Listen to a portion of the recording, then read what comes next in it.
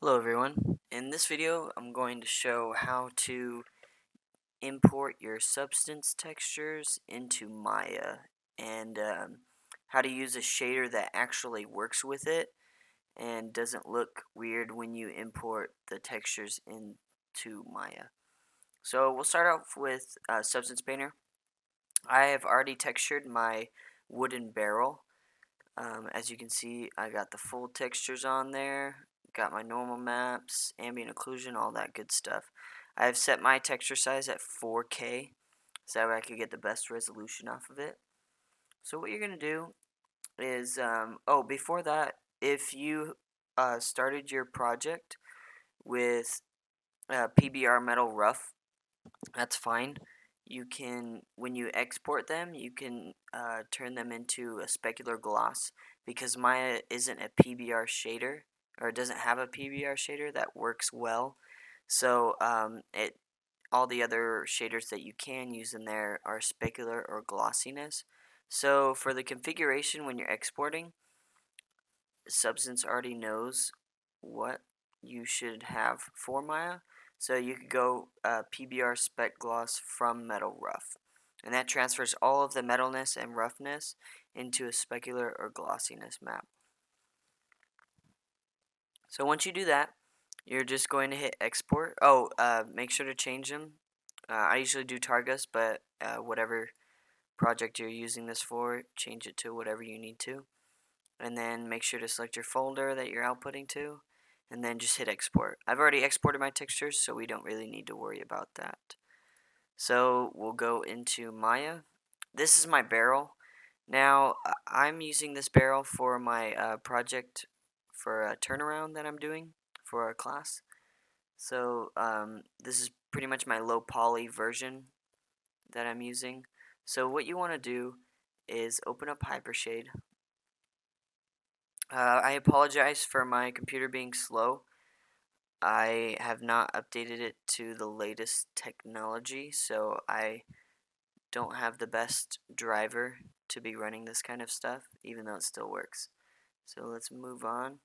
What I just figured out to do is to select a Blinn, and what you're going to do, I'm working off 2 monitors, so I'll just pull stuff in when we need to. We'll pull in the attribute editor, and what you want to do is go to color and hit the black and white checkerboard, and you're going to want to do files for all of the inputs. Now once that happens, we're going to hit the folder icon. That pulls up our folder menu. You're just going to go to wherever you exported your textures at, and we're going to go find them here. So when you export your textures from Substance Painter, you're going to get 5 different maps: the diffuse, glossiness, height, normal, and specular. You don't really need to worry about height because there isn't really a good input module to put the height map in. So we'll just worry about the 4: the diffuse, glossiness, normal, and specular.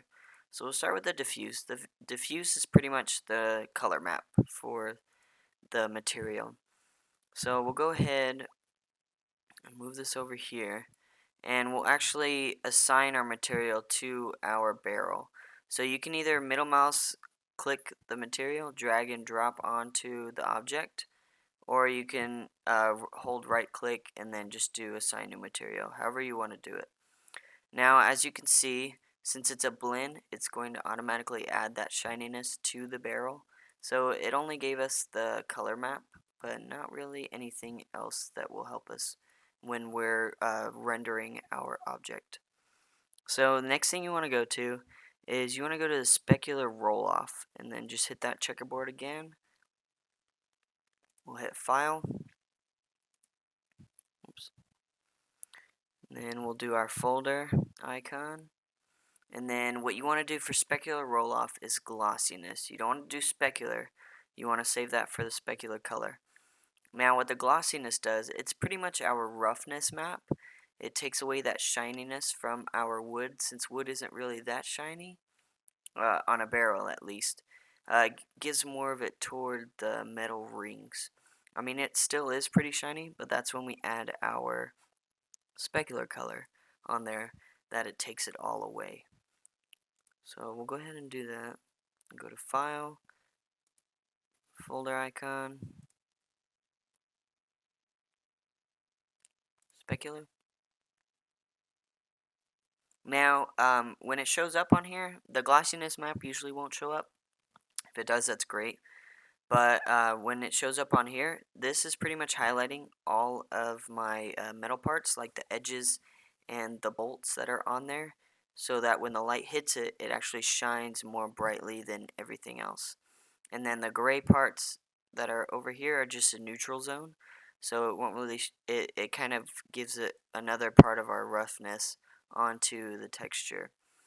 So when you look at it, as you can see on the bolts, when I rotate around, it gives it that shininess, and on the edges as well. And it takes away all of the shine from the wood. Now, the last thing to do is to go back and do our normal map. So we're going to do that. Hit on the checkerboard. Go to File. Now, when this menu pops up, you just want to go to bump value, not bump depth, or else it's going to give you a weird result when you put your map in there. So we'll go ahead and put our normal map, not our height map.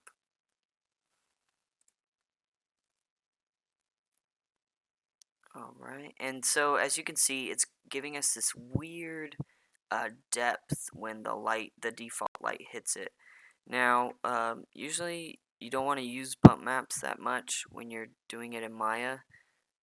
So just change it to tangent space normals, and it should give you a clean, crisp normal map. So now you can, when the light reflects off of my bolts, it gives it that shadow, even though they're not really there. It's just a metal ring on the outside.